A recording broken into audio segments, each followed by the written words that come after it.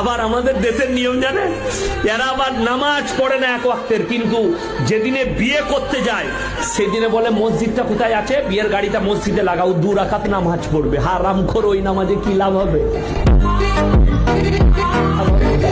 জীবনে নামাজ পড়ে না বলে 2 রাকাত নামাজ পড়বে। আবার মসজিদে অনেকজন সালাম করে ঢুকে 2 রাকাত নামাজ পড়লে ও কি যে নামাজ পড়ে তা আল্লাহ জানে। আল্লাহু আকবার, কি জানি বউটা কেমন হবে। এটা সূরা ফাতিহা। আল্লাহ কি জানি কি রান্না করেছে, বিরিয়ানি করেছে না দেশি মুরগি করেছে। এটা হচ্ছে আবার দ্বিতীয় সূরাটা। ও তো কিছুই জানে না কি পড়বে, দিয়ে 2 বার মাথা ঠুকে সালামও জানেন, চলে এলো। বিয়ের মানে লোকরা মনে করলে ওরে বাবা রে এত বড় পরেজগার বর, যে তারপরে জোহরের আজান হয়েছে আর নামাজ নাই। নফল পড়ে কি করবি? বুঝতে পেরেছেন না পারেননি?